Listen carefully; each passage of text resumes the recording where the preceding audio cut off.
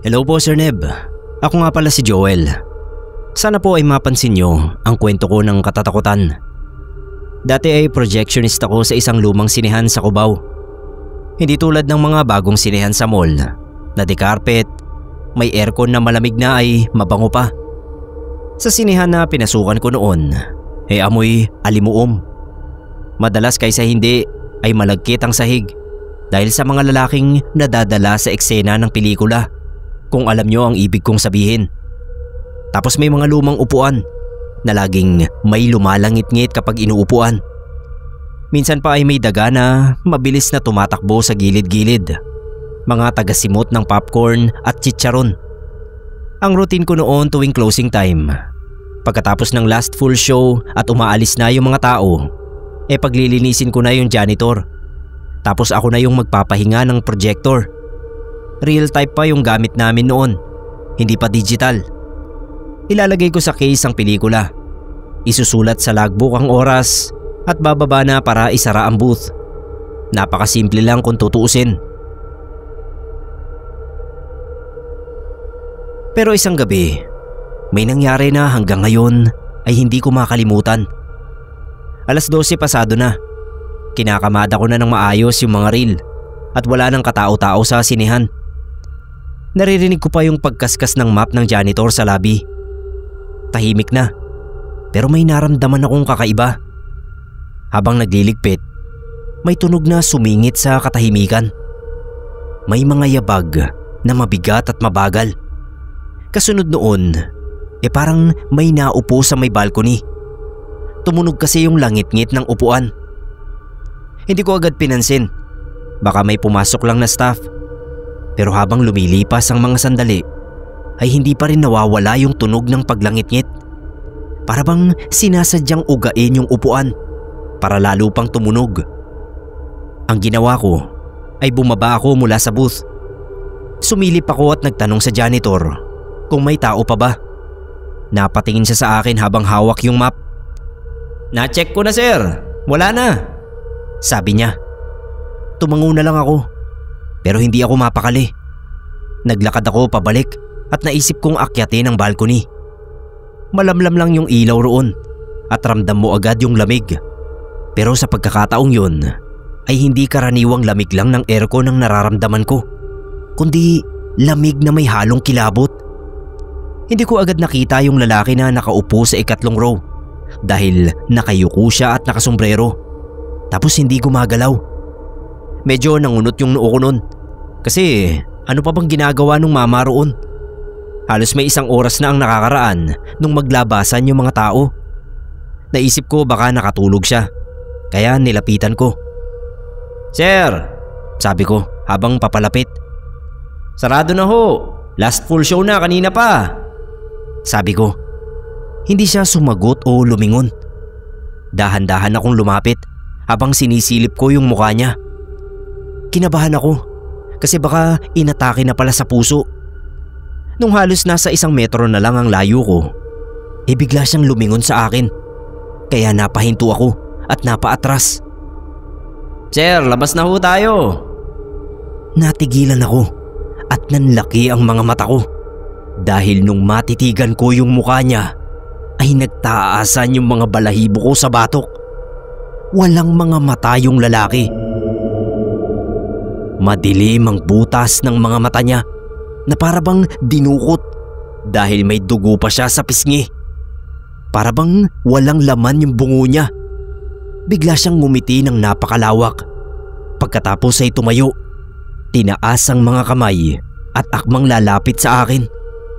Nagkumahog ako na makatakbo palayo. Nagkandapatid-patid pa ako sa mga upuan pero hindi ko na yun pinansin. Tumatakbo na ako pababa. Halos madapa na nga ako sa hagdan. Paglabas ko ay nasa lubong ko yung janitor na nagulat yata sa pagkabulaga ko. Tinatanong ako kung anong nangyari pero nagtatakbo na ako hanggang sa labas ng gusali kung saan naroon yung sinehan. Kinabukasan, tinanong ko yung takilyera kung may nakikita ba siyang kakaiba sa balcony. Napatingin siya sa akin at nagtanong kung ano raw ang nakita ko. Kinuwento ko yung nangyari ng nagdaang gabi at hindi gaanong nag-react yung kausap ko. Sa halip ay tumango lang siya at sinabing noong 80s daw ay may binaril sa loob ng sinihan. Pulis daw ang tumira doon sa lalaki, nakalaguyo ng misis niya. Sa ulo raw ang tama ng biktima at tumalsik ang dalawang mata dahil sa tama ng bala. Napatango ako dahil nagkaroon na ng kalinawan ang nakita ko. Hindi lang pala ako ang pinagpakitaan ng lalaking yon. Marami na. Hindi nagtagal ay na-raid yung sinihan dahil may mga gumagawa ng kalokohan sa loob. Halos wala nang nanonood ng pelikula at sa halip ay ginawa na lang yung motel. Nakaalis lang ako agad kaya hindi ako nadamay sa dinampot. Tapos noon ay umuwi na lang ako sa amin sa probinsya.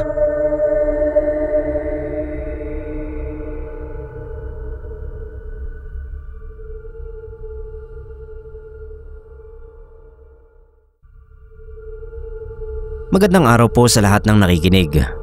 Fan na fan ako ng channel nyo. To the point na yung ibang mga videos nyo 2 beses ko nang napanood. Lalo na kapag matagal kayong walang upload. Ang ginagawa ko ay bumabalik ako sa mga dati nyong video. Tapos inuulit-ulit ko yung paborito ko. Ngayon ako naman ang magkukwento sa inyo. Manilin po ang pangalan ko. Itong story ko nangyari noong 2017. 20 years old pa lang ako noon. Noong panahon na yan, nagtatrabaho ako sa isang ukayan dito sa malapit lang sa amin. Cashier ako. Yung mga amo ko mga Chinese, magkapatid. Sobrang stricto nila sa lahat ng aspeto ng trabaho. Kapag closing time na namin, binibilang nila yung pera sa kaha. Kapag nagkulang kahit 20 pesos lang, nagagalit sila. Binabawas pa nila yon sa sahod ko kahit ganoon lang kaliit.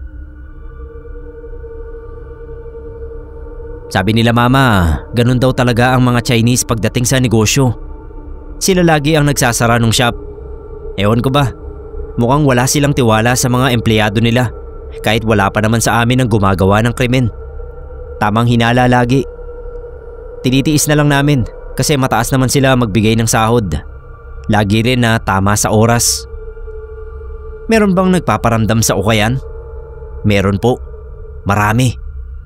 Nung una puro ganoon lang talaga. Paramdam. Madalas nga gumagalaw lang ng mga bagay. Yung mga damit nahahawi kahit walang tao o hangin. Minsan yung susi sa pader nahuhulog kahit maayos namang nakasabit sa hook. Mukhang ang alam din ng mga boss namin na merong mga multo sa ukayan namin. Kapag kinukwento namin ang mga pagpaparamdam, sasabihin lang nila na basta raw hindi kami sinasaktan ng mga ito ay okay lang ang lahat. Totoo naman, hindi sila nakakatakot.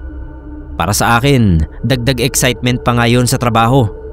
Ang dami naming napapagkwentuhan ng mga katrabaho ko tungkol doon. Sabi nila, kaya raw may nagmumulto sa mga ukayan ay dahil karamihan sa mga damit na binibenta namin mga gamit ng namayapa na. Sa dami raw ng damit na naibenta namin, malamang sobrang dami na rin ang multong naninirahan doon sa ukayan. May isang pagkakataon na biglang nagkasakit yung mga boss namin. Ako yung tinawagan nila boss. Sabi nila pinagkakatiwala raw nila sa akin saglit yung shop. Ako na raw ang bahala magbilang nung kita at ako na rin ang magsara. Unang gabi nagbibilang na ako ng pera sa kaha kasi nga magsasara na. Nagsialisan na rin yung ibang empleyado. Ako na lang ang natira sa loob. Niligpit ko na lahat ng bagay na binilin sa akin ni boss. Tapos palabas na ako sa shop. Binababa ko na yung metal na harang sa shop nang maalala ko. Naiwan ko pala yung cellphone sa counter. Sa kakamadali ko nakalimutan ko na. Bumalik ako. Binuksan ko lang yung isang ilaw doon sa tapat ng counter. Hinanap ko yung cellphone ko. Nandoon lang pala sa ibabaw ng record book. Pag-angat ko ng ulo ko, nakita ko na sobrang daming nakatayo doon sa mga stall ng damit. Sa tansya ko, pwedeng mga 20 yung nakatayo doon. Silang lahat nakatingin sa akin. Para akong nanigas. Dati pa nakakita na ako ng multo. Pero yun ang unang beses na nakakita ako ng ganoon kadaming multo. Tumakbo ako sa switch at saka ako inilawan yung buong ukayan. Biglang wala ng ibang tao sa loob ng shop maliban sa akin. Sinara ko na yung shop. Habang nasa jeep, hindi ko malimutan yung nakita ko. Ganun na pala kadaming multo ang nakatira sa ukayan na yon. The next day, nagpasama na ako sa iba kong katrabaho. At saka nung sinara ko yung ilaw, hindi na ako sumilip sa loob. Baka kasi may makita uli ako na hindi ko dapat makita.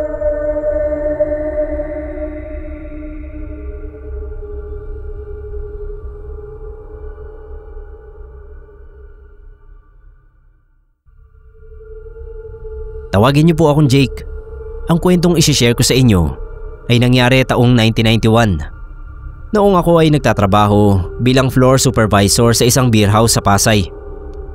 Mag-aalas 2 ng madaling araw nang mag-last call para sa beer ang waiter namin noon na si Junar. Sa labas ay naroon yung gwardiya na si Kuya Paking. Yung utility boy namin that time na si Renan, isa-isa pang pinapatay yung mga ilaw, maliban sa stage at cashier booth na may dim light pa. Paglabas ng huli naming customer ay nag-ikot na si Mang Efren, yung bouncer namin noon na malaki ang katawan. Tapos ngayon ay putol na yung isang paa dahil sa diabetes. Kapag ganoong magsasara na yung mga beer house sa kalye namin, ang ingay ng kalye ay unti-unting humuhupa, maliban sa mga jeep na paalpas sa EDSA. Tahimik na kaming lahat noon at iniintindi yung sari-sariling toka sa trabaho. Yung 4 na GRO na nasa dressing room ay isa-isa nang naglalabasan para umuwi. Yung huling GRO na si Erica ay tinanong ng cashier na si Linda kung wala na bang tao sa dressing room dahil medyo natagalan din si Erica sa paglabas. Sabi niya ay naroon pa si Elsa. Maya-maya pa ay lumabas na rin si Linda. Bali ang natira na lang ay ako, si Mang Efren, Kuya Paking, Junar at Renan. Ang tagal lumabas ni Elsa, kaya sinabihan ko si Junar na katukin na ito sa dressing room dahil baka kung ano ng katangahan ang ginagawa. Medyo common pa naman sa mga GRO namin noon na umiinom ng sleeping pills kapag broken hearted sa customer na kano. Sabi noon ni Junar, nakailang katok na daw siya pero walang sumasagot o nagbubukas. Kaya nagkusa na siya na buksan yung dressing room. Nagsabi naman daw siya kay Elsa na papasok na siya. Pagbukas niya ng pinto, amoy na raw niya agad yung kakaibang sangsang ng malansang dugo. Nakita niya si Elsa, nakatalikod, nag-aayos ng buhok sa harap ng salamin.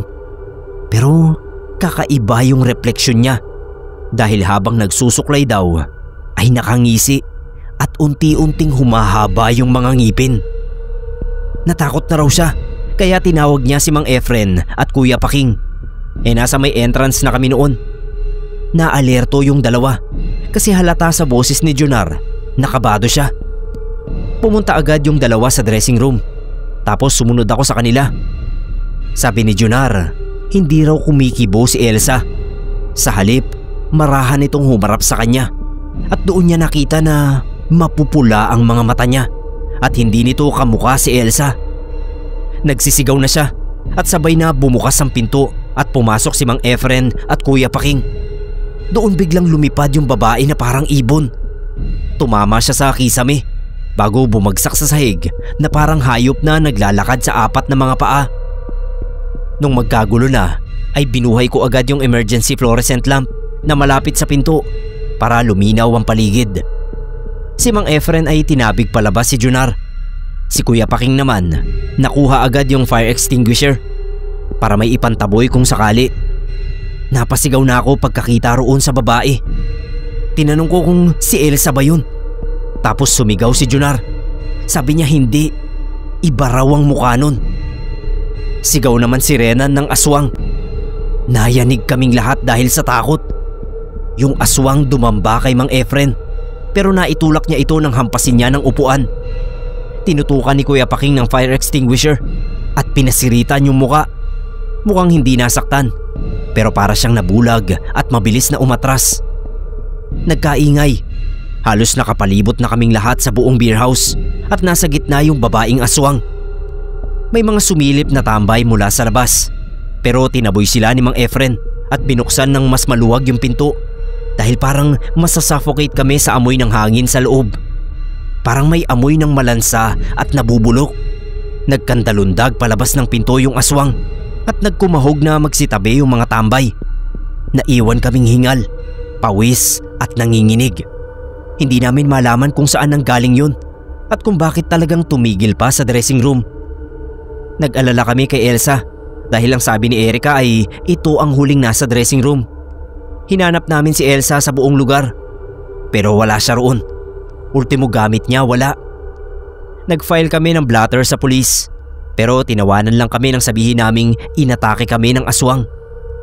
Nung mag-open uli kami kinagabihan ay pumasok si Elsa nang walang kaalam-alam sa nangyari. Absent daw siya nang nagdaang gabi dahil yung huli niyang customer ay dinala siya sa Laguna. Kauuwi lang daw niya. Hanggang ngayon kapag nakakausap ko si Mang Efren, takang-taka pa rin kami kung bakit kami pinasok ng aswang noon.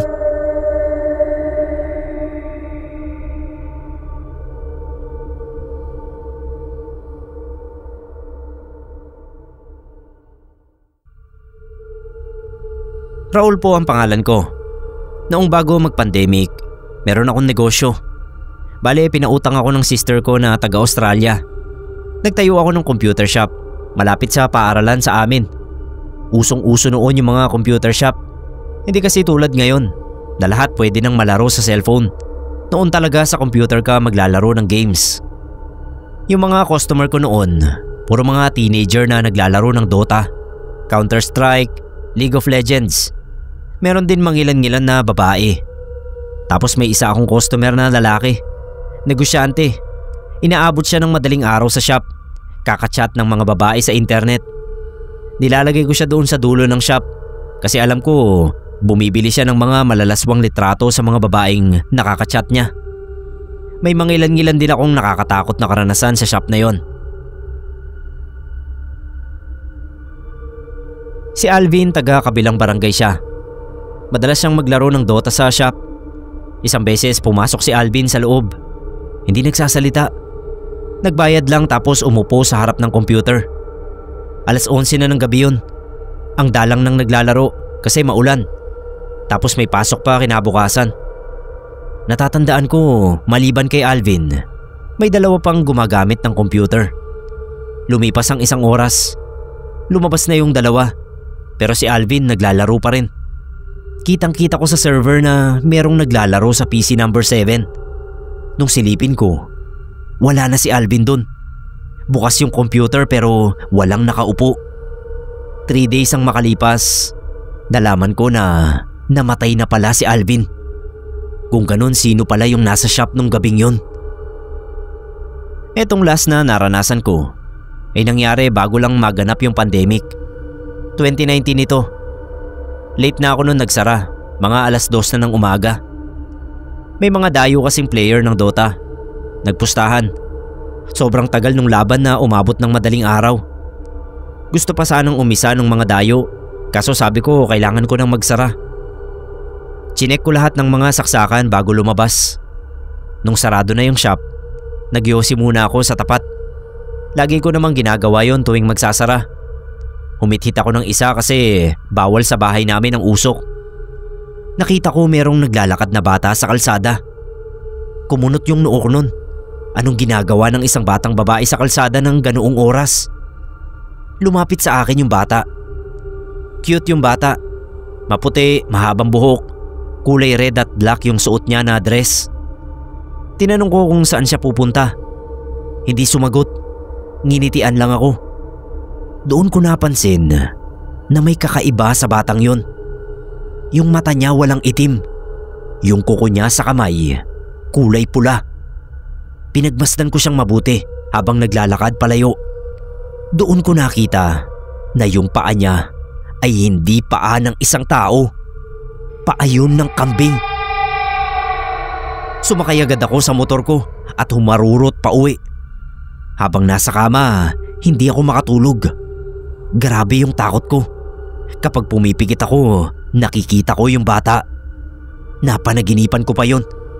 Sa panaginip ko, nagbago yung anyo niya. Naging isang demonyo yung bata. Tapos hinabol ako doon sa computer shop. 2 days lang after, nalaman ko na nagkaroon ng sunog malapit doon sa pwesto ng computer shop ko. May kinalaman ba doon yung nakita kong batang demonyo? Siguro. Dahil sa nangyari, mas inagahan ko pa yung oras ng pagsasara. Nagreklamo yung mga player ko. Kaso anong magagawa nila? Hindi na rin ako tumatambay doon sa tapat ng shop. Sakto naman na ilang buwan lang, tumama na yung pandemic sa Pinas. Nagka-lockdown at doon na nalugi yung negosyo ko.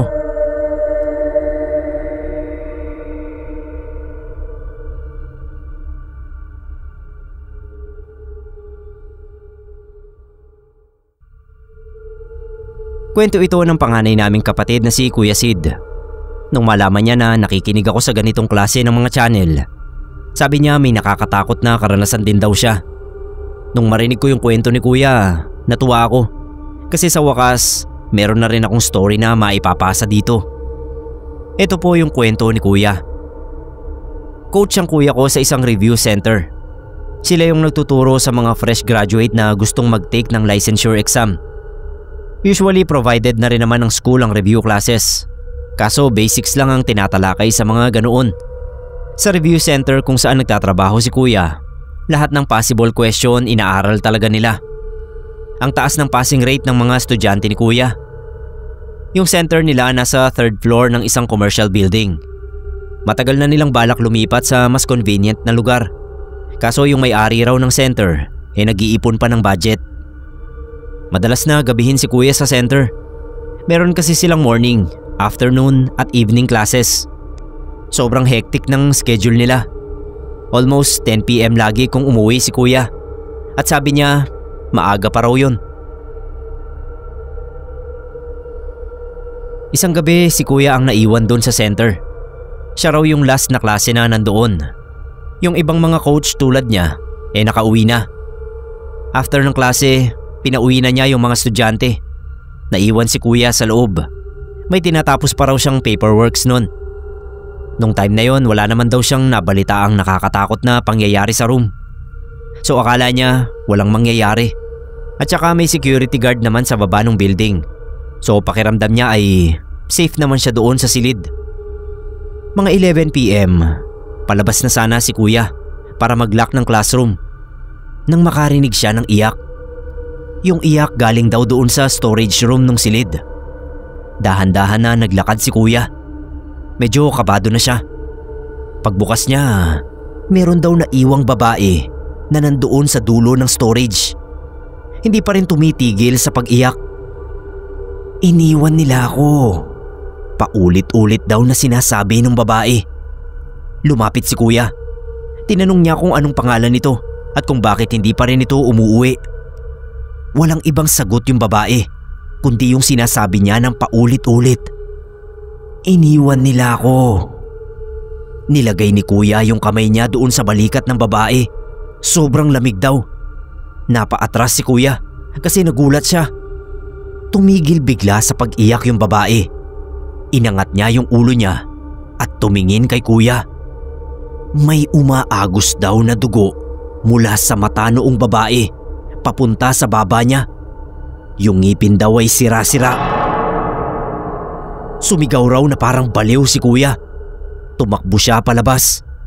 Bago makaalis sa pinto, lumingon daw uli siya. Yung multo ay nasa likod niya na raw. Sumigaw uli siya. Tapos malakas na sinarado yung pinto. Nagpasama siya doon sa mga gwardya sa ibaba na bumalik sa third floor para mas maayos na maisara yung kwarto. Kinuwento niya na rin yung nakita niya. Yung mga security guard, hindi na raw nagulat. Kapag rumoronda raw sila sa gabi, minsan nakikita din nila yung babae na sinasabi ni Kuya. Pareho rin daw ang sinasabi nito. Hindi nila alam kung saan galing yung multo. Baka raw dati ring estudyante nung center. Sunod na araw, pinaalis na ni Kuya yung mga schedule niya sa gabi. Nakiusap siya doon sa gumagawa ng schedule nila na kung pwede, wag na siyang bigyan ng klase sa gabi. Palusot niya merong emergency sa bahay. Valid naman daw yung reason ni Kuya, so pinayagan siya. Ngayon meron na silang sariling building. Sabi ni Kuya sa akin, ay wala na raw nagpaparamdam sa bagong building na yon.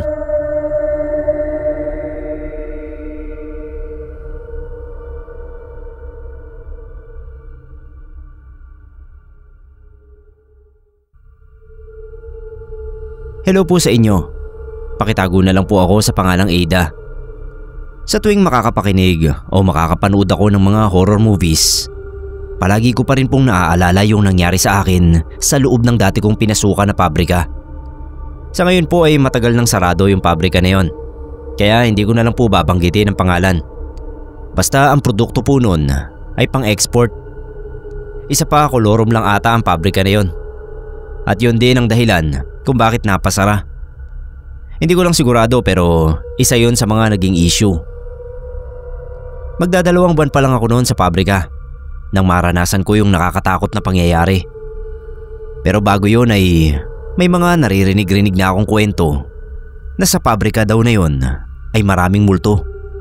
Dati raw kasi ay may nakatayong lumang bahay doon na naging isa sa kuta ng mga gerilya. Tapos sinugod daw ng mga Hapon at pinagpapatay yung mga nandoon. Tapos sinunog yung bahay, kaya may mga nagpapakita raw doon ng mga multo ng sunog na bangkay.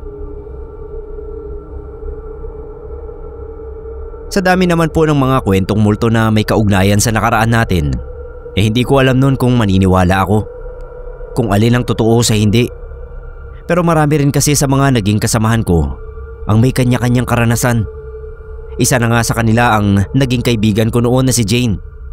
Sa CR ng pabrika, habang naghihilamos daw siya sa lababo, bigla niyang naramdaman na may tila umihip sa batok niya. Kaya dali-dali niyang nilingon. Wala siyang nakita, pero pagharap uli niya sa salamin ay doon bumulaga sa kanya ang isang sunog na multo. Dahil sunog na sunog daw yung muka at katawan, kaya hindi na niya masabi kung babae ba o lalaki yung multo. Sa sobrang takot ni Jane ay hindi siya nakapasok ng mahigit 1 linggo. Mabuti na lang nga at may binalikan pa siyang trabaho. Malakas siya sa bisor namin At saka isa pa, mismong bisor namin na lalaki na si Sir Mon ay nakaranas din ng katatakutan doon. Sa bodega naman ng pabrika, nag-i-inventory daw sila ng mga kasama niya nung biglang magbagsakan yung mga salansan ng kahon. Nung i-check niya kung bakit, ay doon niya nakita yung isang sunog na bangkay na nakatayo sa isang sulok. Hindi agad siya nakatakbo sa takot, pero nagawa niyang sumigaw kaya naglapitan sa kanya yung mga kasama niya. At nung makalapit naman sa kanya ang mga yun, ay wala na yung multo. Ilan lang po yan sa mga karanasang naibahagi sa amin. At marami pa sa mga katrabaho ko na may kanya-kanya ring kwento. Yung iba nga ay ang multo ang naging dahilan ng pagre-resign. Hindi nakayana ng ilang beses na pagpapakita, kaya nauwi na lang sa pag-alis sa trabaho. Pero yung may-ari ng pabrika, palibhasa ay hindi siya yung nag-i-stay doon at wala siyang mga karanasan sa pabrika. Pinagbintangan pa nga na baka wala raw ng kalabang kumpanya ang mga nagsasabi tungkol sa multo na nagpapakita sa pabrika para katakutan yun at mag-alisan yung mga tao. Natawa na lang yung mga kasama ko sa paniniwalang yon ng may-ari. Yung iba naman kibit balikat na lang. May ilang kasamahan naman ako na nagsasabing tama naman daw ang may-ari. Ang iba ay nag-iimbento na lang. Mga ayaw lang magpahuli sa kwentuhan. Ako bilang baguhan ay hindi ko na lang pinansin yung issue sa multo kasi wala pa naman akong nakikita. Hindi naman sa hindi ako naniniwala, pero sabi ko sa sarili ko, kung totoo man o hindi ang mga kwentong multo sa loob ng pabrika na yon, ang mahalaga ay may trabaho ako. Kaming lahat doon may natatanggap na sweldo tuwing kinsenas katapusan. At saka isa pa, wala namang nabalita roon na pinatay ng multo o namatay dahil sa pagpapakita ng mga multo. Nagpatuloy ang buhay sa trabaho. Unti-unti na rin akong nasanay sa pwesto ko dahil magdadalawang buwan na ako. Sa pabrika ay may 2 shift, ang opening at ang closing. Kumbaga morning shift at night shift. At sa kauna-unahang pagkakataon ay napalipat ako sa closing time. Mas konti yung mga empleyadong tinatalaga sa closing kesa sa opening. Kumbaga pili lang. Sigurado nasa 30 lang kami sa iba't ibang department na yon. Sa production ay wala pa yata kaming 10. Kasama na yung guard. Nung mga unang gabi namin ay nagkakatakutan pa kasi halos lahat kaming napili sa night shift ay puro baguhan. Pero alam na namin ang mga kwento tungkol sa mga sunog na multo. May dalawa lang kaming kasamahan na datihan na. Isa sa kanila ang naniniwala at isa naman ang hindi. Si Ate Jing na hindi naniniwala ay nagsabi na tinatakot lang daw namin ang mga sarili namin. Para raw mawala sa isip namin ang katatakutan ay mag-focus lang kami sa kanya-kanya naming pwesto. O kaya ay kumanta, magkwentuhan ng masasayang bagay. Total ay wala naman kaming kasamang bisor na mananaway sa ingay namin. Sabay sabi ni Ate Bebot na ang mananaway lang daw ay ang multo. Sinundan niyo ng tawanan. Hirit uli ni Ate Jing, kalimutan na raw namin ang mga multo at baka kakabanggit namin ay magpakita nga o kaya mapanaginipan namin at ang mas malala pa raw ay kung sumama pa sa amin pauwi ng bahay. Bandang hating gabi ay natahimik na kami. Nahinto na yung mga kwentuhan. Papano may tinatamaan na ng antok. Lalo at mga hindi kami sanay sa panggabi. Maski ako nakaramdam na rin. Sabi naman ni Ate Jing, okay lang na umidlip kami kapag hindi na namin makayanan ng antok. Kesa naman daw magkamali-mali kami sa ginagawa sa trabaho. Basta wag lang daw magsasabay-sabay sa pag-idlip. Dapat may bigayan para naman hindi mahinto ang production. Nung panahon na yon, hindi pa uso yung CCTV. Kaya walang makakakita sa saglit naming pagtulog. Yung gwardya naman ay nag-iikot lang tuwing 6 PM, 8 at alas 12. Tapos natutulog na rin daw yun sa guardhouse. Kaya walang sisita sa amin. Kasi gawain din niya. Nung time ko nang umidlip, biglang nawala yung antok ko. Nung makarinig ako ng sigawan. Tapos nakita kong nagtakbuhan yung mga kasamahan ko papunta sa CR. Nakitakbo na rin ako para alamin ang nangyari. Pagdating sa CR, ay naabutan naming niyayakap ni Ate Jing yung kasamahan naming si Laura. Iyak nang iyak si Laura at namumutla. Tapos nanginginig yung mga labi niya habang utal-utal na sinasabi sa pagitan ng pag-iyak niya yung tungkol sa nakita niya. Kwento niya, kanina pala ay biglang humilab yung tiyan niya kaya napilitan siyang magpunta sa banyo ng mag-isa. Sa isip niya, sandali lang naman daw siya sa CR. Siguro naman ay walang magpapakita sa kanya sa isang saglit na yun. Kaya ayun, lakas loob siyang nag-CR mag-isa.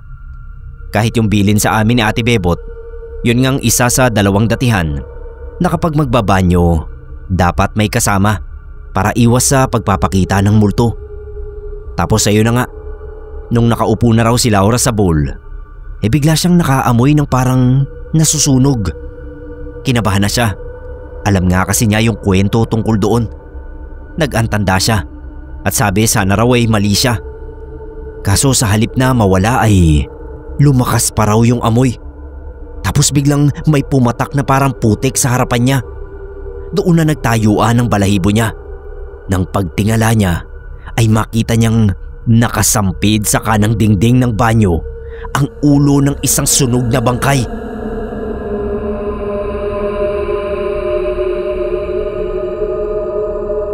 Doon na siya nag-hysterical ng pasigaw na narinig ni Ate Jing na saktong padaan sa gawin ng CR dahil kumuha siya ng materyales sa bandaron.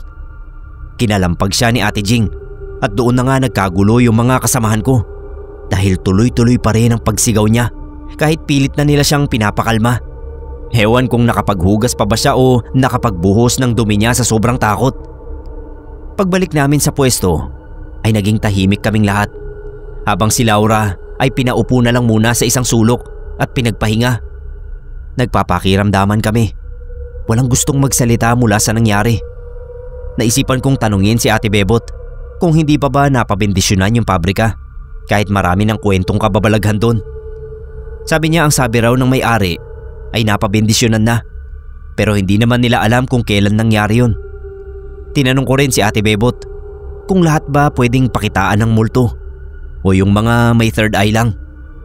Aniya hindi niya masasagot ang tanong ko kasi hindi rin daw niya alam kung lahat ba ng nakakakita sa sunog na multo ay may third eye o ano. Ako kasi sabi ko wala akong third eye kaya sana nga hindi ako pagpakitaan. Kinagabihan ulit, pagpasok namin sa trabaho ay wala na si Laura. Hindi na raw papasok uli sabi ng kaibigan niyang kasamahan din namin. Ayaw na raw kasi na maulit yung naranasan niya. Kaya nabawasan na kami ng isa. Parang gusto ko na rin tuloy magpalipat noon ng morning shift. Kaso hindi naman pwedeng kami ang masunod. Yung isa sa mga katrabaho ko naunahan na ako eh. Nagsabi siya na lilipat sa pang-umaga pero hindi siya pinayagan ng bisor namin sa umaga. Hindi pinirmahan yung request niya. Mag-uundas pa naman nun. Buwan ng Oktubre. Mga 1 linggo ang nakalipas mula nang mangyari kay Laura ang nakakatakot niyang karanasan. Ay nagpaalam ako na hindi muna makakapasok nung gabing yon kasi nagka-emergency sa amin. Dinala yung lola ko sa ospital. Ang kaso, hindi ako pinayagan na umabsent dahil may nauna na pala sa aking magpaalam na hindi makakapasok. Nagkataon pa na may kailangan kaming maabot na kota sa gabing yon dahil may hinahabol daw na shipment. Wala akong mapagpilian. Kahit hindi ako nakatulog nung umaga, ay pumasok pa rin ako nung gabi. Kaya nung gabing yon, wala ako sa kondisyon magtrabaho.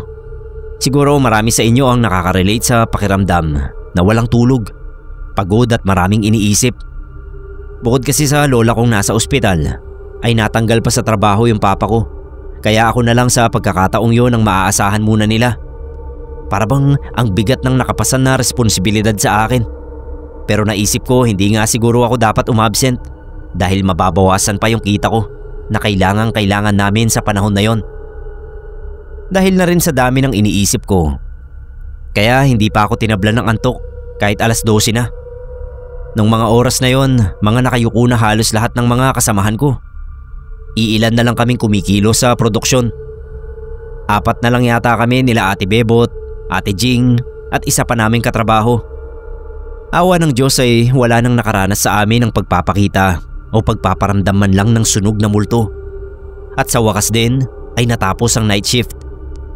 Lahat na kami nagpang-umaga. Wala na kasing rush. Pero yung problema ko hindi pa natapos. At nadagdagan pa nga. Yung kapatid ko kasing bunso na high school pa lang. Sukat ba naman na nakipagtanan? Ang lola ko lumala yung kondisyon sa ospital at hindi pa rin nakakabalik sa trabaho ang papa ko. Kaya gulong-gulo ang isip ko. Nilapitan ako ng bisor namin na si Sermon. Isa raw ako sa napili na mag-overtime. Ayoko na, gusto ko. Ayoko kasi gusto ko na sanang magpahinga. Pero ginusto ko na rin dahil sayang naman yung ibabayad na overtime. 6 lang kaming napili. Para lang daw sa special shipment bukas. Hanggang 11 lang daw kami. Mag-aalas 11 na nun. Malapit nang mag-uwian ay tsaka pa naman ako nakaramdam ng pagkahilo. Sinabi ko kay Ate Jing. Sinabihan niya ako na magpahinga na muna. Sila na raw ang bahalang tumapos ng trabaho. Total naman ay malapit na ring matapos. Ang unang sinabi niya ay umuwi na ako kung kaya kong umuwi. Pero sabi ko hindi ko kaya. Gusto ko lang munang iidlip yung hilo ko. Kaya pinapasok na lang muna niya ako sa bukas na office ng bisor namin. Wala namang tao kaya doon niya ako pinahiga. May sofa doon. Napasarap yata yung tulog ko. Naalimpungatan ako dahil naramdaman ko na parang may humaplos sa buhok ko. Nag-angat ako ng ulo. Wala akong nakita. Dali-dali akong bumangon. Bumalik ako sa production area. Nagulat ako pagbalik ko. Wala nang tao ron. Tinignan ko yung oras sa relo ko. 12:00 pasado na. Hanggang 11 lang ang overtime namin. Tumakbo ako papunta sa pintuan ng production. Nakasara na. Sabi ko sa sarili ko, imposible. Imposible lamang nag-uwian na sila nang hindi ako kasama. Imposible na nakalimutan nilang nandoon pa ako sa office ng bisor. Kinalampag ko yung malaking pintuan ng production. Tinawag ko isa-isa yung pangalan ng mga kasamahan ko. Partikular si Ate Jing na siyang nagsama sa akin sa office ng bisor. Pati yung guard tinatawag ko. Pilit kong binubuksan yung pinto pero hindi ko talaga mabuksan. At sa tingin ko ay imposible na rin na may makarinig pa sa akin kung tama ang hinala ko na nag-uwian na sila. Wala naman sigurong may galit sa akin para sadyain na iwanan ako doon. Hindi naman sana ako takot na mag-isa. Ang kinaaahon ng takot sa dibdib ko ay yung isipin tungkol sa mga sunog na multong umuukupa sa pabrika na yon. Baka magparamdam din sa akin. Hindi ko makakaya. Lalo na kapag nagpakita pa, baka himatayin ako. Nangawit na lang yung mga kamay ko sa pagkalampag at ang boses ko sa pagsigaw nang wala pa rin akong makuhang tugon mula sa labas. Nakaramdam ako ng panghihina. Unti-unti akong napaupo doon pa rin sa pintuan. Naalala ko yung cellphone ko sa bag. Nagmadali kong kunin yun. Buti na lang at nakasave sa akin yung number ni Ate Jing dahil close naman kami. Dinayal ko. Ang kaso hindi ko makontak. Nakapatay yata yung cellphone niya. Kaya tinext ko na lang. Tinadtad ko ng text. Call and text pa lang ang meron sa cellphone nun. Hindi pa uso yung mga chat noon. Nakalipas na ang ilang minuto ay wala pa rin akong nakuhang reply. Nag-alala talaga ako ng sobra. Naupo ako sa isang sulok at nagdasal ng taimtim. Dasal ko sana maalala ni Ate Jing na nasa office ako. Sa kabilang bahagi ng utak ko ay naiinis ako. Bakit wala man lang nakakaalala sa akin? At yung guard, hindi man lang ba niya chinek kung may naiwan pang tao sa loob? Hindi ko talaga lubos maisip na mangyayari sa akin yung sitwasyon na yun. Kumakabog ang dibdib ko sa mga posibleng mangyari pa sa akin sa mga susunod na oras kung hindi ako makakalabas doon. Kaya nag-isip ako ng paraan. Naalala ko sa bodega, may bintana roon na maliit. Pero mataas nga lang.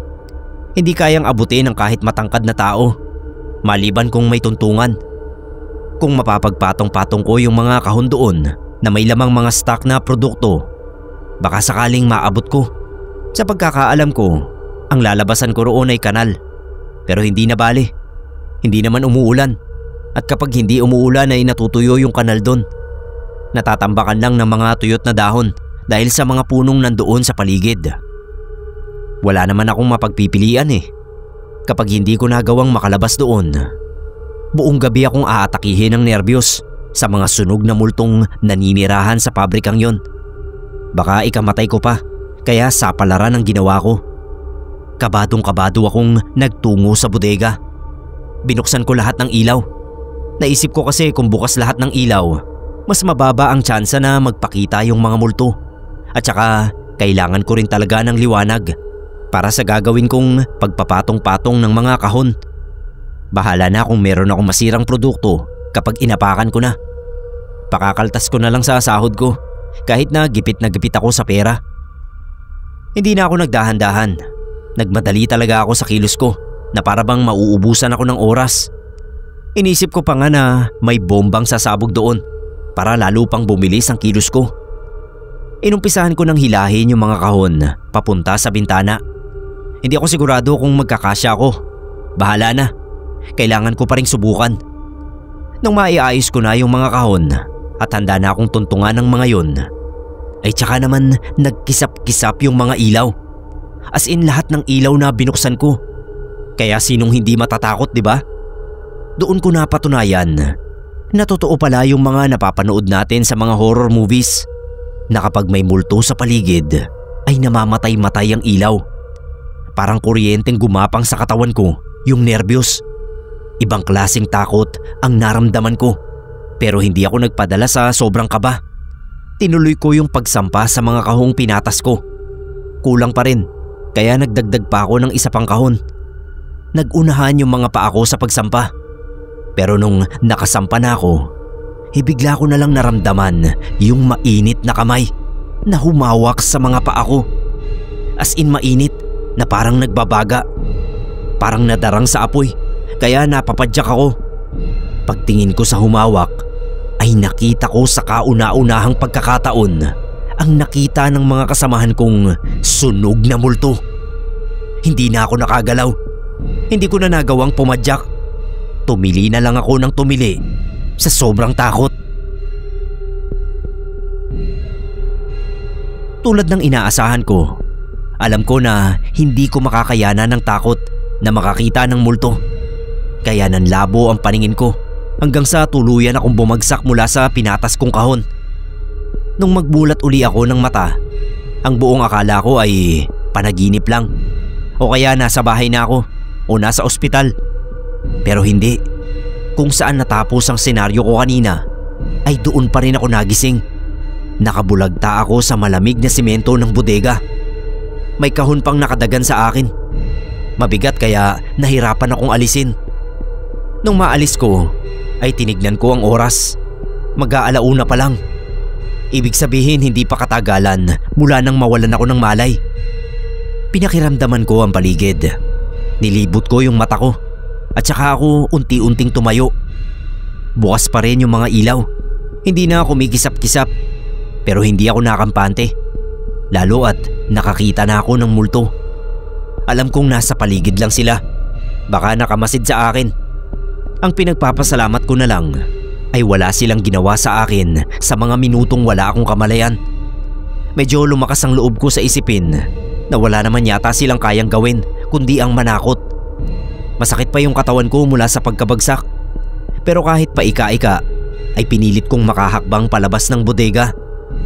Alam ko kasi na hindi ko na makakayang sumampa sa mga pinatas kong kahon dahil parang napilayan ako. Kaya bumalik ako sa production. Naupo ako ron. Nagsalita ako. Sabi ko, wag na kayong magpapakita sa akin dahil wala naman akong kasalanan sa inyo. Hindi ko rin kayo ginagambala. Nakulong lang talaga ako ron nang hindi sinasadya. Tapos sinabi ko rin na naniniwala na ako sa mga multo. Naniniwala ako sa kanila. Hindi na nila kailangan magpakita pa. Awa naman ng Diyos. Ni kaluskos ay wala akong narinig na tugon mula sa kanila.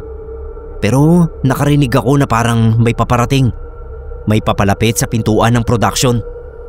Nabuhayan ako ng loob nang marinig ko yung boses ng gwardiya namin at ni Ate Jing na nagtatalo. Pinapagalitan ni Ate Jing yung gwardiya. Sinabi raw niya na puntahan ako sa office. Nagmamadali lang daw siya kaya hindi siya ang personal na nakapunta.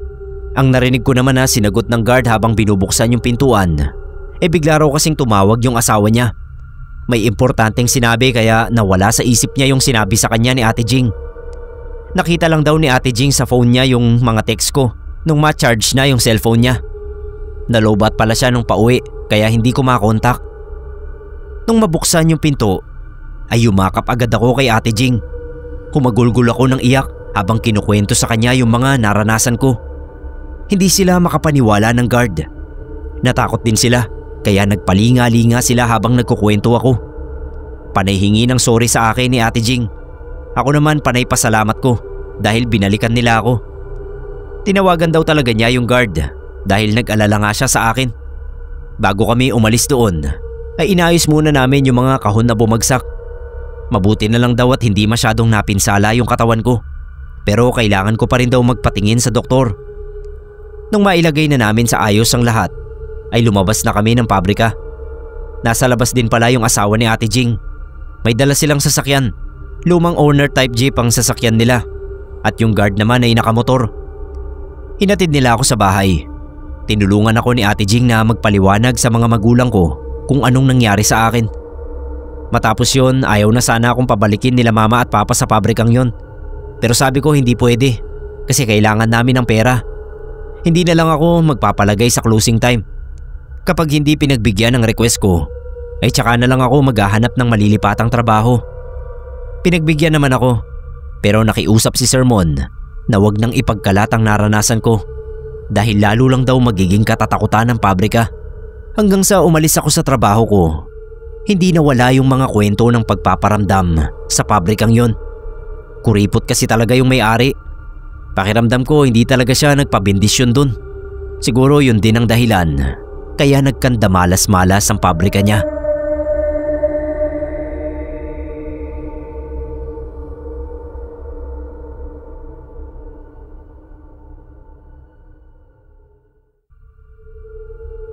Sa 3 dekada ko sa mundo, itong maririnig nyo ngayon ang pinaka nakakatakot na karanasan na na-experience ko. Joseph nga po pala, Sir Neb. Tubong Cebu. Pero nandito ako ngayon sa Maynila dahil dito ko natagpuan ang asawa ko. Noong panahon na bago pa lang ako dito sa Maynila, nakapasok ako ng trabaho sa isang mall. Utility ang posisyon ko. Ibig sabihin janitor plus iba pang trabaho. Hindi naman ako nagreklamo sa dami ng ginagawa namin sa trabaho. Inaasahan ko na yon. At saka mababait naman yung mga nakasama ko. Tinuruan nila ako ng maraming bagay dito sa Maynila. Tama naman sila. Ibang-iba ang buhay dito kumpara sa pinanggalingan ko. Madalas ako yung huling naglalabas ng basura sa mall. Mga alas 11 na ito ng gabi. May malaking cart na pinaglalagyan ko ng lahat ng basurang naipon. Tapos ilalagay doon sa kwadradong trash can doon sa labas para kunin ng mga truck ng basura kinabukasan. Tsaka lang ako makakauwi. Yung sales lady ng isa sa mga tindahan ng damit sa mall, kinontrata ako. Sabi niya tuwing magtatapon daw ako ng basura kapag closing time, isabay ko na rin daw yung sa kanila. Bali, babayaran niya na lang ako ng extra para sa abala. Okay lang naman sa akin. Simpleng request lang naman. Tsaka cute din naman yung sales lady. Naisip ko noon baka makachamba pa at maaya ako ng date yung sales lady. Kaso hindi nangyari. One time pagdaan ko sa tindahan nila, nakita kong sobrang busy ng mga tao sa loob.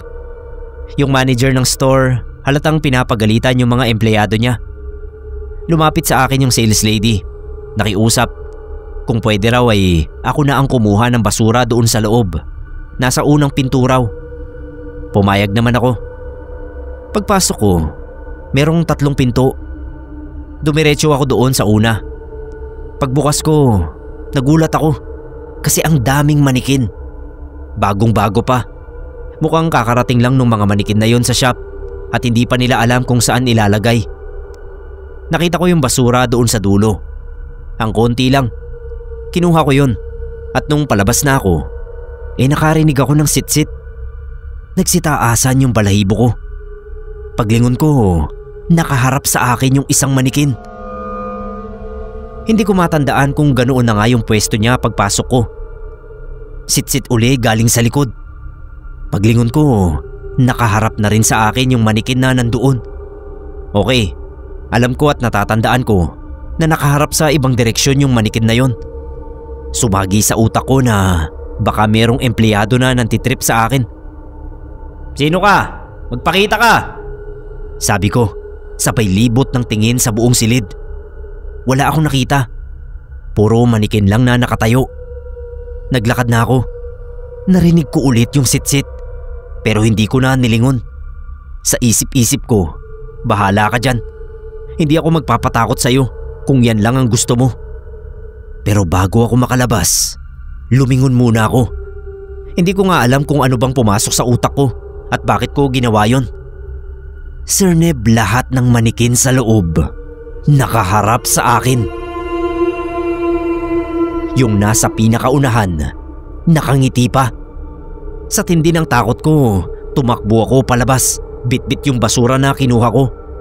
Nilagay ko agad yon sa cart at agad na tinapon sa labas yung basura. Wala akong pinagkwentuhan nun. Sino namang maniniwala sa akin na nakita ko yung manikin na ngumiti? Baka masabihan pa akong baliw. Sunod na linggo, nakita ko na kasama na sa display yung mga manikin. May naikwento sa akin yung sales lady. Nakakatakot daw yung mga bago nilang manikin na nakadisplay. Para daw bang gumagalaw sila mag-isa. Pinigilan ko na lang yung sarili ko na ikwento sa kanya yung naranasan ko nung gabing yun. Sana lang ay wala nang ibang tinakot yung mga manikin na yon.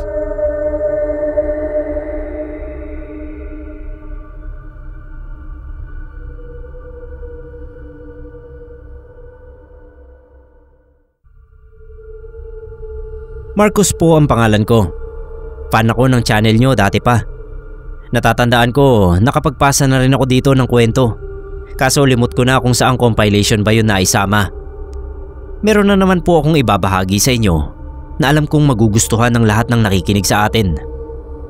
Dati ay nagtrabaho ako sa isang lechonan. Hindi ko nababanggitin pa dito yung mismong brand na pinagtrabahuhan ko. Basta sikat siya at sa pagkakaalam ko hanggang ngayon ay malakas pa rin yung tindahan na yon. Natanggap ako. Isa yun sa mga unang trabahong ginawa ko. Madali lang naman ang naging trabaho ko. Hindi naman ako nahirapan. Ang kalaban ko lang nun, wala akong mapaglibangan habang naghihintay. Bawal gumamit ng cellphone sa trabaho. Ang ginawa ko, hiniram ko yung mga horror books ng kapatid ko at doon ko sa lechonan binasa lahat. Doon na rin nagsimula yung hilig ko sa horror. Nadala ko pa hanggang ngayon. Kaya rin ako naging fan nitong channel. Closing namin mga 10 ng gabi. May isang beses na iniwan agad ako ng partner ko sa trabaho. Meron daw siyang importanteng event na pupuntahan. Kung pwede raw na ako muna mag-isa ang magsara ng store. Pumayag naman ako. Naisip ko next time may utang na siya sa akin para kapag kailangan ko rin na umuwi ng maaga, hindi na siya magdadalawang isip na pumayag. Isang oras bago ang closing, wala na yung partner ko. Ako na lang ang naiwan. Madalas hindi na namin hinihintay ang saktong 10 PM. Kapag wala na talagang customer, nagsasara na kami. Yun din ang ginawa ko. Walang katao-tao sa kalsada nun. Di ko nga rin alam kung anong meron. Pero kahit mga sasakyan wala nang dumadaan. Sinara ko na yung signage namin. Tapos nagliligpit na rin ako ng maamoy ko yung sobrang samang amoy galing sa labas. Pagtingin ko, may lalaki na nakatayo sa harap ng store namin. Tinawag niya ako. Lumapit naman ako. Sabi niya bigyan ko raw siya ng isang buong manok. Yung hilaw. Kung hindi ay papatayin niya raw ako. Siyempre natakot ako. Agad akong kumuha ng manok galing sa lutuan at binigay yon doon sa lalaki. Kinagat niya yung hilaw na manok. Tsaka ko lang napansin na ang talas at ang laki ng ngipin niya. Yung mga mata niya kakaiba. Kulay dilaw. Naalala ko yung mga nabasa kong kwento tungkol sa aswang. Tugma sa itsura ng lalaki. Mas lumakas yung kaba ko nun. Humingi pa siya ng isa. Ang sama ng titig niya sa akin. Sabi niya hindi raw siya nang bibiktima ng tao. Kaya raw siya bumaba galing sa tirahan niya dahil wala na raw silang makain. Halos maubos na raw ang mga hayop sa gubat nang dahil sa pantotroso ng mga tao. Binigyan ko siya uli ng isa pang manok. Agad niya yung naubos. At pagkatapos, tumingin siya sa akin at nagpasalamat. Tumalon siya ng mataas at naglaho na sa dilim. Hindi ako makapaniwala nun. Aswang nga yung nilalang na yon. Base sa itsura niya at sa mga sinabi niya. At saka sino ba namang nasa tamang katinuan ang kakain ng hilaw na manok?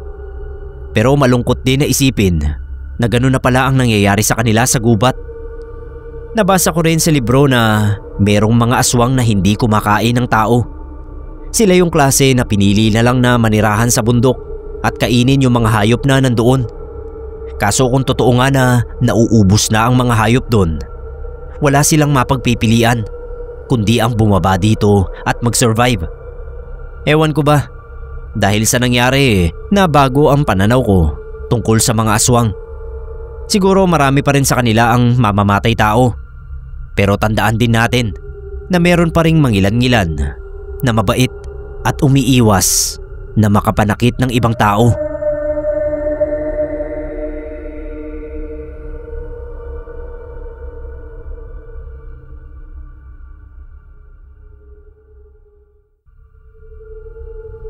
Magandang araw po sa lahat ng nakikinig. Lalo na po sa inyo, Sir Neb. Tawagin niyo po akong Marcel. Ang kwentong ibabahagi ko ay naranasan ko noong nag-aaral pa ako sa isang pangkatolikong paaralan. Lumang school na yon at sa sobrang luma ay alma mater pa ngayon ng lola ko sa mother side. Noong sina lola pa ang nag-aaral doon ay pang babae lang yon. Pero mga 80s yata ay tumanggap na rin sila ng lalaking estudyante at teacher na rin. Hindi na rin strictly puro madre ang nagtuturo. Marami nang nabago at nag-improve sa school na yon mula nang mag-graduate ako roon taong 2005. Pero base sa pagkakaalala ko noon ay katabi lang ng school ang kumbento kung saan syempre naninirahan yung mga madre. May katabing chapel yung kumbento. Bale napapagitnaan ng chapel at school yung kumbento. Tapos may maliit na gate sa pagitan ng school at kumbento kung saan kapag galing ka sa school tapos pumasok ka sa gate ay kusina ng convent ang mabubungaran mo. Sa dulo ng kusina ay bawal pumasok ang ibang tao maliban sa mga madre kasi gawaan daw nila yon ng ostya. Pero pwede kaming maglabas-masok sa buong convent maliban syempre sa mga kwarto ng madre. May maliit na gate din sa pagitan ng convent at ng chapel. Fast forward, high school na ako ng mga panahon na ito. Marami pa ring mga sister na gumagala-gala sa school, lalo na sa mga bottom section na pinaniniwalaan na maraming magugulo. Isang hapon habang nagre-recess ako, may lumapit na sister sa akin at sinabing after classes daw ay magpunta ako sa audiovisual room dahil may ipapalinis daw sa akin. Hindi ko namukaan yung madre, pero nag-opo na lang ako tapos umalis na siya. Pagkatapos ng klase ay niyaya ko yung kaklase kong tawagin na lang nating Nelson. Sabi ko samahan niya ako sa audiovisual room dahil may nagpapautos sa akin. Naghintay kami sa labas, tapos kapag may nakakapansin sa amin ay sinasabi na lang namin na may lilinisin kami. Hanggang sa umabot na ng 5:30 at walang dumating na madre para mag-utos. Lumapit na sa amin yung isang janitor. "Hindi pa kayo uuwi?" sabi ni Kuya Janitor. Sabi ko hinihintay pa namin yung sister na may ipapalinis daw sa amin. Kumunot yung noo niya. Tapos sinabi na wala raw madre sa school at sa convent dahil ang lahat ay umattend ng CEAP. Kaya nga raw may ibang teacher na absent din ay dahil sa CEAP. Nagulat ako kasi para akong natauhan. Oo nga pala, nawala sa isip ko yung tungkol sa convention nila. Dali-dali kaming nagpaalam ni Nelson sa janitor at nagmamadali ng umuwi. Kinabukasan ay kinuwento ko sa classmates namin yung nangyari. At sabi nila, baka may nagmumulto na madre. Nagrosaryo talaga ako noong break time ng tanghali. Nung uwian na kinahapunan, ay nagkayayaan kami ng mga kaklase kong lalaki na mag-volleyball muna bago umuwi. Hindi na namin namalayan yung oras. Narinig na lang namin na tinatawag na kami ng guards dahil magsasara na yung school. Nagtakbuhan na kami at nagpaalam sa guard na magsi-CR lang muna bago lumabas. Pinayagan naman kami. Nag-CR kami tapos lumabas na. Nagulat pa kami kasi sobrang dilim na. Para bang gabing-gabi na talaga. Nagbiruan pa kami na baka magpakita yung multo ng madre na nakita ko kahapon. Tapos bigla ay sumulpot nga siya. Natigilan ako pero yung classmates ko ay diretso lang ang lakad. Para bang hindi nila nakikita yung makakasalubong namin. Pagtingin ko sa mukha noong madre, para siyang galit na galit dahil sobrang sama makatingin at tikom na tikom ang bibig niya. Tapos bigla siyang lumapit sa akin na para ba siyang hinihipan ng hangin. Hindi gumagalaw yung mga paa niya. Nagtatakbo ko palapit sa mga kaklase ko at sumisiksik sa gitna nila. Nainis pa nga sila sa akin pero hindi ko na pinansin yung inis nila kasi sinundan pa rin ako noong madre. Ramdam kong nasa likuran ko lang siya at sinasabi niyang bakit hindi raw ako naghintay sa audiovisual room. Wala raw akong galang sa madre. Umiiyak na ako noon at sorry ng sorry habang nakatakip ang mga tenga. Pero paulit-ulit lang ang mga sinasabi niya sa akin. Ang sumunod na nangyari ay kwento na lang ng mga classmates at magulang ko. Iyak daw ako ng iyak. Sabi ng mga kasama kong kaklase. Kahit anong pagpapakalma ang gawin nila sa akin, ay sige hagulgol daw ako habang nakatingin sa kung saan. Nakaupo na lang daw ako sa sahig at hindi kumikilos. Natakot na sila sa akin dahil pulang-pula na raw ang mukha ko, kaya sumigaw na sila ng saklolo. Dumating naman yung guard at dalawang janitor na silang bumuhat sa akin. Sobrang bigat ko raw na para akong bato. Dinala ako sa klinik pero dahil sarado na yon at nakalak ay pinaupo na lang ako sa bench doon sa lobby habang pilit na pinapakalma. Nung time na yun daw ay nagtataka yung mga kaklase ko dahil noong nasa CR kami ay sobrang dilim ng paligid. Pero nung nasa main lobby na ay maliwanag pa naman daw kahit magsi-6 na. Pero hindi nila masabi yung iniisip nila dahil focus nga sila sa akin. Tumigil na raw ako sa pag-iyak kaya akala nila ay okay na ang lahat. Pero ang napansin naman sa akin ay matalim akong tumitig. Hindi ako nagsasalita kahit nakakausapin pero napakasama akong tumingin. Yung isa kong classmate ay nag-volunteer na pumunta sa bahay namin para ipasundo kila nanay at tatay. Pagdating nila, ayaw ko raw sumama pa uwi. Hinihila na ako pero hindi ako natitinag sa pagkakaupo. Hanggang sa inabot na kami ng dilim sa school. Umuwi na yung classmates ko pero nagkaroon ng ibang mga tao. Nakikiusisa raw sa akin. Ang hinala nila ay sinasaniban ako. Pero wala silang matawag na madre dahil lahat nga ay nasa convention. Pari na lang ang pinapunta sa school. Ang kaso, hindi exorcist priest ang nagpunta dahil magmumula pa sa Maynila yung exorcist talaga. Bale ang ginawa sa akin ay deliverance pa lang. Pinagdasal ako ni Father habang winiwisikan ng holy water. Nagdasal na rin sila nanay at tatay. Gayon din yung ibang tao na nakikiusyoso lang naman talaga sa sitwasyon ko. Hindi naman daw ako bayolente o ano. Masama lang akong tumingin. Pagkatapos ay umiiyak. Basta ang natatandaan ko ay napapalibutan na lang ako ng mga tao at nasa harapan ko si Father. 9:00 na ng gabi noon at antok na ako. Tinatanong ko si nanay kung bakit nasa school pa rin kami at bakit may pari pa. Sabi nila ay sinaniban ako pero hindi ko sigurado yung nararamdaman ko. Basta ang alam ko ay pagod na pagod lang ako. Sabi ni Father ay magdasal lang ako palagi. Maswerte raw ako at hindi full-blown possession ang nangyari sa akin dahil lumalaban pa rin ako. Nakauwi kami ng bahay at nakatulog ako ng matiwasay. Kinabukasan ay pinag-pray ako nila nanay at tatay bago hinayaang pumasok sa school. May suot din ako na rosary at kwintas na San Benito na binless ni Father nung nakaraang gabi. Sabi niya kapag nakaramdam ako ng mabigat na pakiramdam ay magdasal lang ako at humingi ng guidance kay Lord. Naisip ko rin noon na wag nang magpaabot ng pagsasara ng school kasi baka makita ko na naman yung madre. Naniniwala kasi ako na siya ang dahilan ng nangyari sa akin, na siya ang nagtangkang mag-possess sa akin. Mabuti na lang at gaya nga ng sinabi ni Father ay lumalaban ako. Pero syempre natatakot pa rin ako. Actually kahit naman hanggang ngayon natatakot pa rin ako. Nilalakasan ko lang ang loob ko at pananampalataya sa Diyos.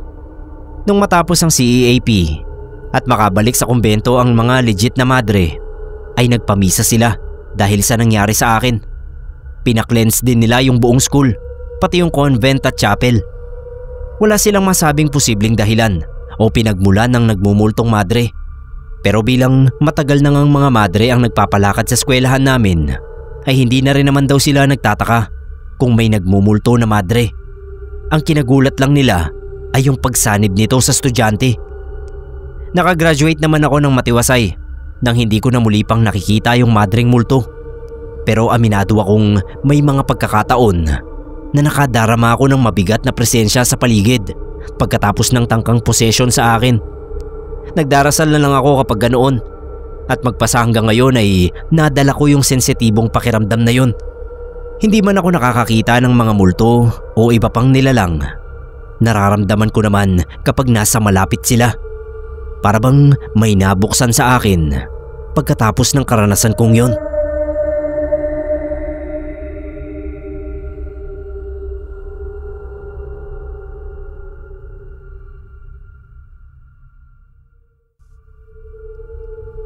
Hello po Sir Nebkero. Ako nga pala si Polly, Apolonio Forlong. Dati po akong service crew sa isang kainan sa Saudi Arabia. Sikat na cartoon character yung pangalan ng kainan at sikat din sa buong mundo. Diyan naganap ang isang hindi ko malilimutang karanasan. Paano ba naman? Sa tinagal-tagal ko nang namumuhay sa mundong ibabaw, ay sa Saudi pa pala ako makakaranas ng kababalaghan. Noon pa man ay pamilyar na ako sa mga kwento tungkol sa mga jinn. Sa totoo nga ay takot na takot ako sa mga yon. Kaya kapag may napansin akong tao na sumusunod sa akin, ay jinn agad ang naiisip ko. Ang kaso hindi pala talaga kahina-hinala ang itsura ng mga jinn. Hindi mo agad mapapansin dahil hindi sila nagpapapansin. Hindi sila nakakaagaw ng atensyon at simpleng humahalo lang sa paligid. 2:00 ng madaling araw at magsasara na kami. Nagliligpit na nga kami sa kusina nung marinig namin na may kausap ang manager sa labas. Akala namin delivery kahit hindi araw ng delivery, kaya hinayaan na lang namin. Kaso maya-maya lang ay pumasok si manager sa kusina at nagpapaluto ng manok at fries. Magrereklamo pa sana kami pero pinatahimik agad kami ni sir. As in minura kami at pinatahimik. Sumunod na lang daw kami. Hindi na nga nagsikibo yung mga kasama ko kaya natahimik na lang din ako. Nung maluto yung mga order ay tinawag ako ni sir at isa pang server. Kami raw ang mag-serve. Sasamahan niya raw kami. At kung ano man ang makita namin ay wag na kaming magsasalita. Basta wag daw kaming hihiwalay sa kanya at lalong wag magre-react sa anumang mga bagay. Binulungan ako ng kasama kong server at ang sabi niya ay parang alam na raw niya ang mangyayari. Tinanong ko siya kung ano pero sabi niya basta sumunod na lang kami kay sir. Siya raw ang bahala sa amin basta sa likuran lang kami lagi. Sa pagkakataong yun ay kabadong-kabado na ako at nakadarama na hindi maganda ang mangyayari. Sumunod kami kay sir at napansin namin na sobrang tatangkad na Arabo yung nakaupo sa isang mesa. 3 sila at parang nagsisiksikan na dahil bukod sa matangkad ay malalaki rin yung katawan nila. Pero ang napansin ko agad sa kanila kahit na medyo malayo pa ay light brown yung kulay ng mga mata nila. Para nang gold.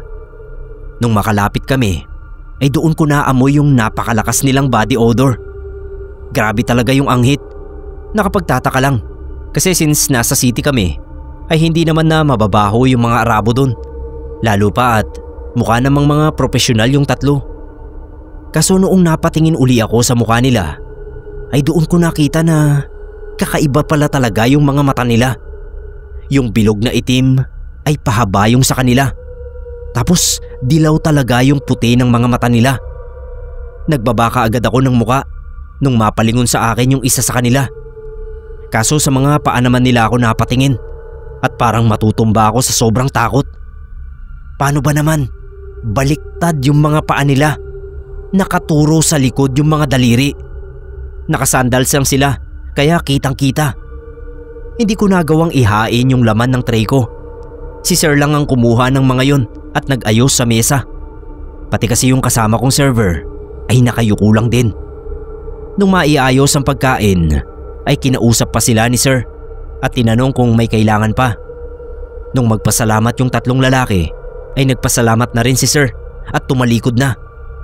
Gustong gusto ko nang tumakbo sa kitchen noon pero binulungan kami ni sir na umarte lang na normal. Pagdating sa kusina ay napaupo na lang kami ng kasama ko sa sahig. Gusto naming magkwento pero sinesenyasan kami ni sir na manahimik lang. Tulo na ng tulo yung luha ko noon habang nakasandal sa ilalim ng lababo. Nanlalamig yung katawan ko at pakiramdam ko noon may nakatingin sa akin na hindi ko nakikita.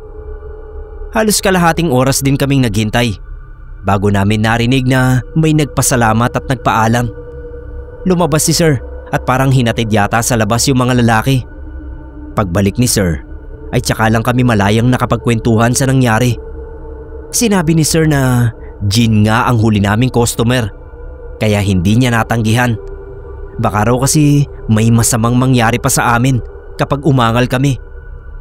Kinabukasan ay hindi ako nakapag-report sa trabaho at naunawaan naman ako ni sir.